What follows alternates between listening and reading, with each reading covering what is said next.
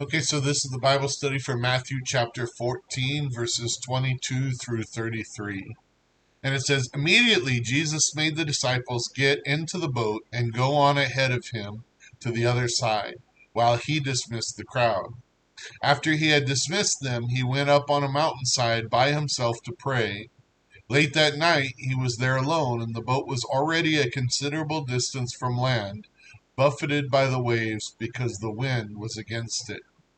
Shortly before dawn, Jesus went out to them, walking on the lake. When the disciples saw him walking on the lake, they were terrified. It's a ghost, they said, and they cried out in fear. But Jesus immediately said to them, Take courage, it is I. Don't be afraid.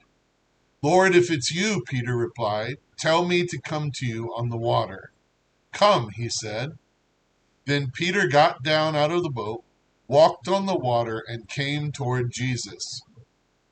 But when he saw the wind, he was afraid and beginning to sink, cried out, Lord, save me. Immediately Jesus reached out his hand and caught him. You of little faith, he said, why did you doubt? And when they climbed into the boat, the wind died down. Then those who were in the boat worshipped him, saying, Truly, you are the Son of God. So we're going to just take that section today. Remember that you can download PDF copies of this Bible study at www.abqnaz.org/alive so that you can follow along with us as we study this text. And number one in our Bible study says, What did we talk about in the last Bible study in the first part of Matthew 14? A. Herod the Tetrarch heard about Jesus and believed he was John the Baptist raised from the dead. Yes. B. We learned that Herod had John beheaded under bizarre circumstances, mainly because he and his girlfriend, who was also his brother's wife, were mad that John said they weren't supposed to be doing that. That's pretty much it. And we can see that not too many pastors being beheaded in America today, but there's a lot of people upset about pastors saying very similar things. Um, C. Jesus tried to get away alone by getting in a boat and heading to a solitary place. That's true. D. The crowds followed him and met him there. That's also true. E. Jesus healed the people anyway. Yes, we talked about that. F. The disciples suggested that everyone needed to leave to get food, but Jesus told them the crowd did not need to leave. That's true. And then G. Jesus broke the 5 loaves and 2 fish and blessed them, and they handed them out, and 12 baskets full of leftovers were collected. I don't know how big these loaves of bread were, but I feel like 12 basketfuls is more than the 5 loaves to begin with. So definitely there was something miraculous going on there. Number two, what is happening now according to 14, 22, and 23? A, well, Jesus tries a different tactic to get alone, perhaps. So he sends his disciples now across the water, and he stays behind and dismisses the crowd and heads kind of in a different direction up onto a mountainside. B, Jesus sent his disciples ahead of him on the boat. Yes. C, Jesus stayed behind and dismissed the crowd. Yes. D, Jesus went up on a mountainside by himself to pray. Yes. E, later that night, he was there alone. Just to clarify, that he found himself finally alone, able to get alone with God and process through the things that were going on in his life and his world. And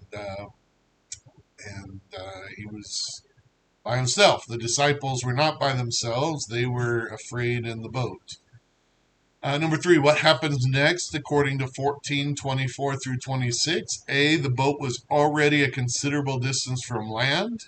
Yes. B, the boat was being buffeted by the waves because the wind was against it. Yes. So if you've ever been in a boat that doesn't have an engine, sometimes the ones that do have engines struggle. But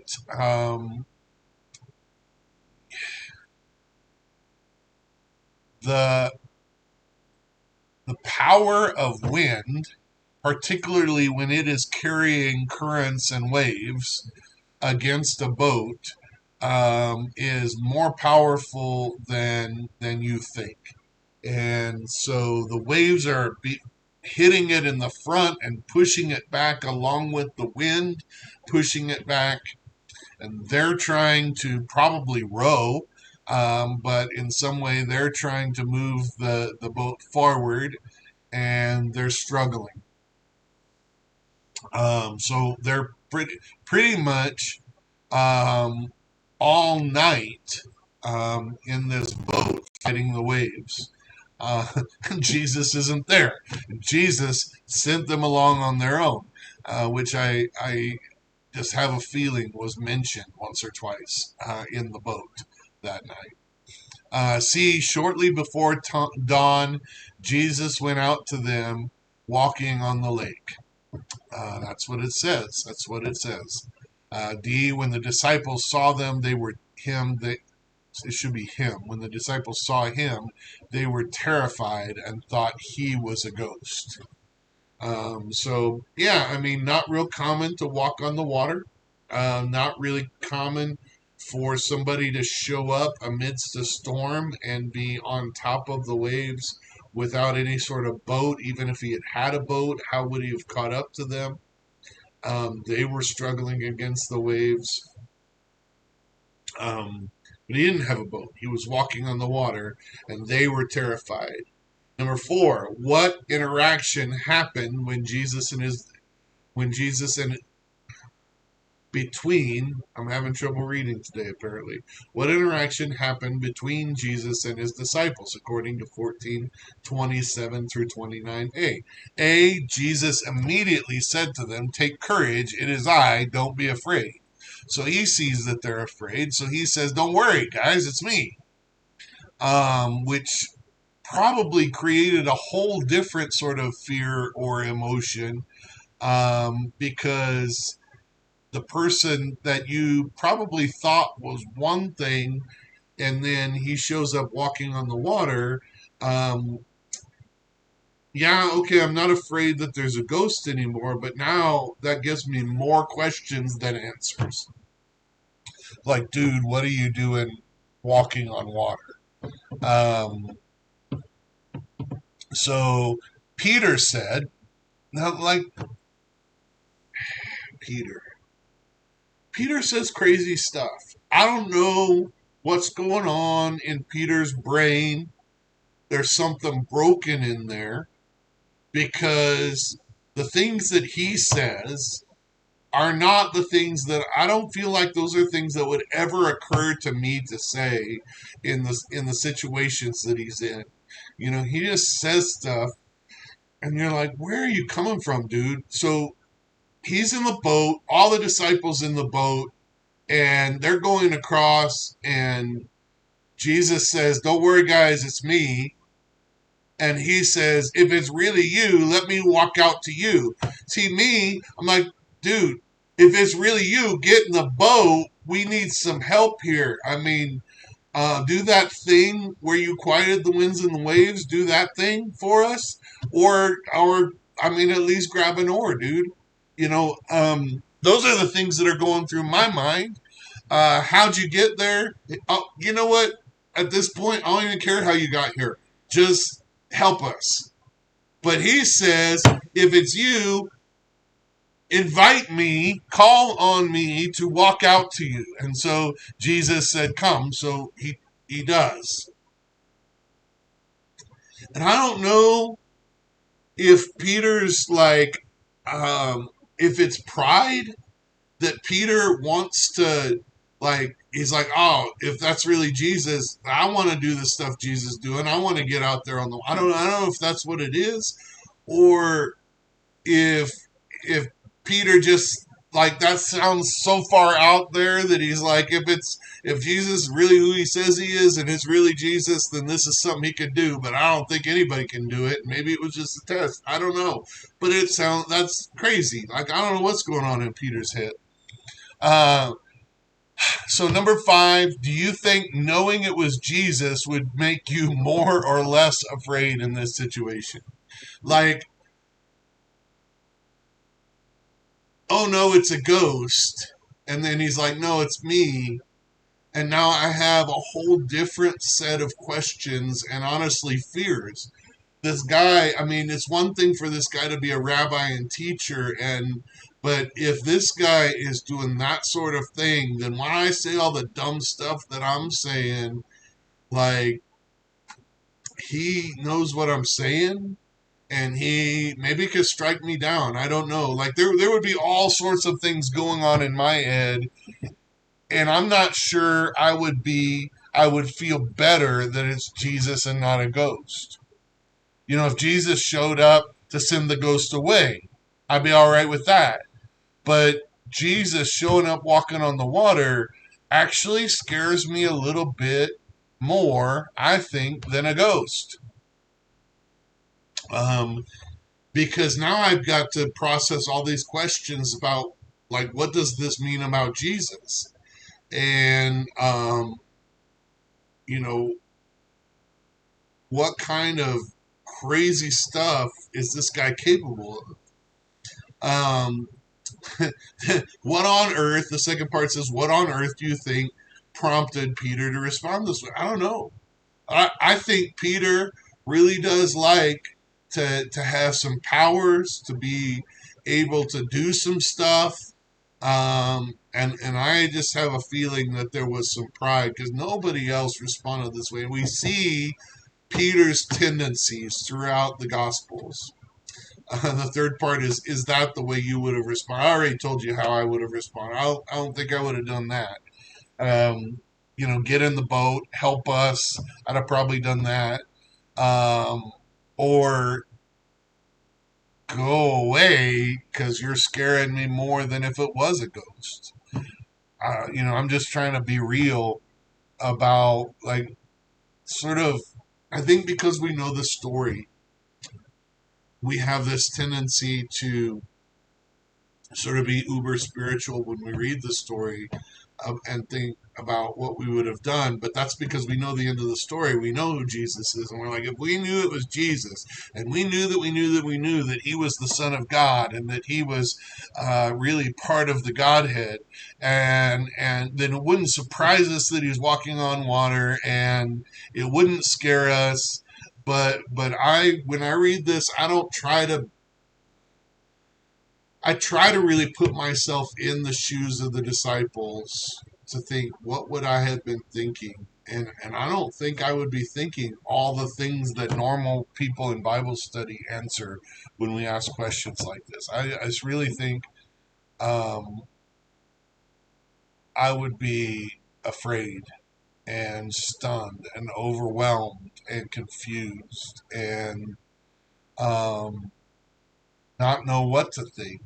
And maybe I'd say something dumb like Peter, honestly, because I was so confused and didn't know what to think. I don't know. But uh,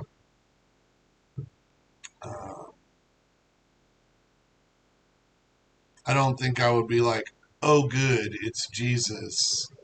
Like, now we're safe. So, number six, what happened next according to 1429b through 31? A, Peter got down out of the boat.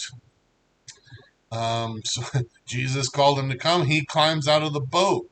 Maybe the reason Peter said it is he's got more faith than I got, because I wouldn't have said that, but I also wouldn't have got out of the boat. That's crazy. We're in a storm. I'm not sure I would have. B, Peter walked on water and came towards Jesus. And that's true. He walked toward Jesus. And then C, when Peter saw the wind, he was afraid and began to sink. Now, you know, we often talk about, yeah, see, this is such a good story. Peter kept his eyes on Jesus. And while he kept his eyes on Jesus, while he trusted Jesus and kept his eyes on Jesus, he walked on water. But as soon as he looked at the wind and the waves, he sank.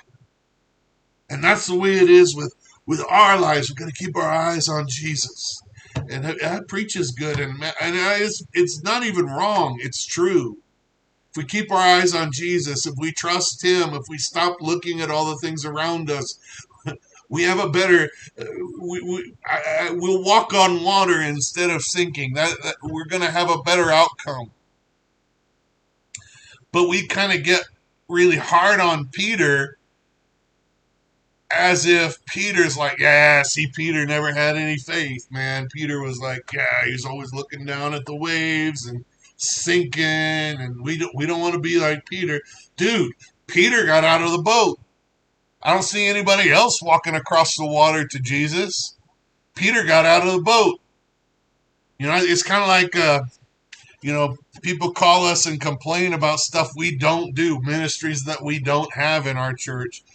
Stuff we won't do rent assistance, or we won't give this or that. And I say, well, they don't call all the churches that aren't giving nothing. They call the church that gives more food than pretty much any other church around. They call the church that gives showers and feeds and everything else for the homeless. They call the church that gives so much, and then they say, you're not giving me enough.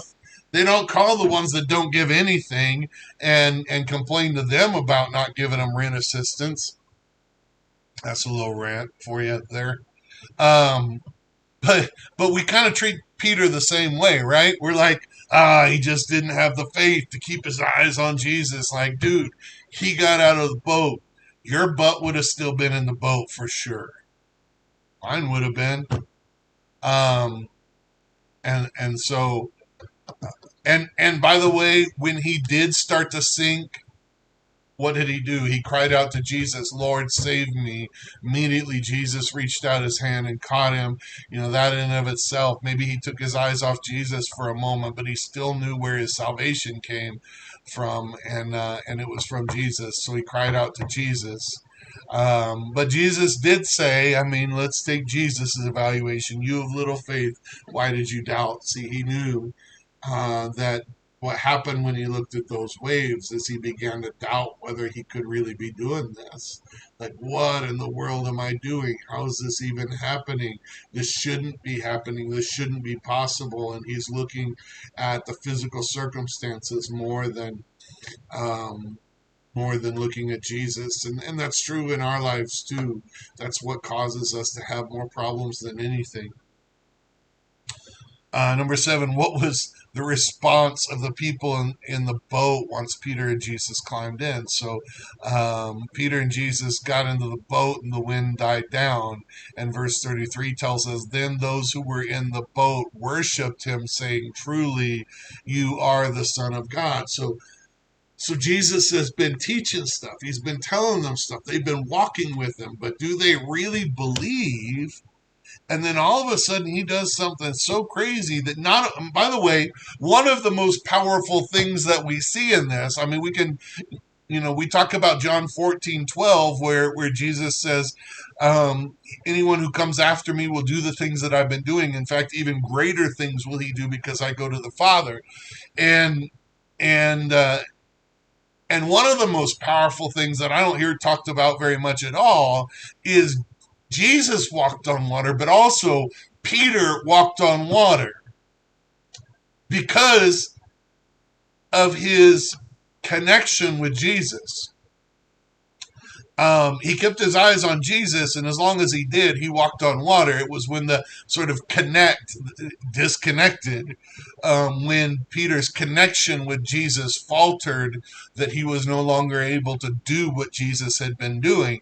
And so when we look forward to that John text, understanding that this is one of Jesus sent out his disciples with authority, with power, and this is probably the most power we've seen exhibited in, I'm not going to say by, but in one of the disciples to date, or up to this point in Scripture, and that is that they walked on water because of the connection with Jesus. That by they I mean Peter. one of the disciples, walked on water because of his connection with Jesus. Jesus commanded it, called him to himself, and as long as he kept his eyes on Jesus, he walked on water. And let's just process that. That is, to me, a bigger miracle than Jesus walking on water. And that is probably the thing that has the most implications for us, for me, for our lives. And that is that our connection with Jesus empowers us to do things that we could not do on our own, the sort of things that Jesus did. Second part, perhaps you have been following Jesus for a while. Do you still get surprised like this when he acts miraculously in your situations? Man, I would say not surprised anymore, although for a long time in my faith, yes, surprised. Um, Still amazed. Like I haven't lost my amazement at what God does. Um, but yeah, he's done too many crazy things in my life and in our church for me to be surprised. Um, it was funny. Uh, One of our folks stood up and testified last week to God's healing power in their life, and my first thought was, yeah, I mean, I can name at least a few in the last few years who have stood up and testified to the same kind of healing. I don't, I'm trying not to name names. It's going up on YouTube and all that stuff, um, but one of the families has testified that their little girl looked like they might have cancer, looked like they had some kind of disease. All of a sudden, it was gone. It just disappeared. Got healed. One of our ladies was blind, and she had a doctor's appointment. It wasn't just like, I spit on my hand or whatever, like Jesus. But we did pray for her on Sunday. She went to her doctor's appointment on Monday. She had been to the doctor before. She had been to doctors about her sight before. She went to this doctor, and he had a solution that now she can see. Now she drives. Now she, like, when I heard the testimony on Sunday and even before Sunday, I wasn't surprised. I'm still amazed by what God does, but I'm not surprised because it's not new. He keeps doing it. Um, but but I think in the past I have been surprised sometimes. Um, so yeah, this is obviously an important Bible study, important text, and I almost feel like what's normally all the time is normally spent on the stuff of question 6 here.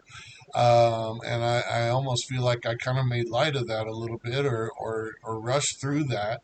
But I'm somebody that's heard that message preached so many times that it's true. Maybe if our folks haven't heard it, we need to focus on it a little more. Um, but also, I really want to get down to what that looks like for us, and how we're really responding to Jesus. So that was my focus a little more.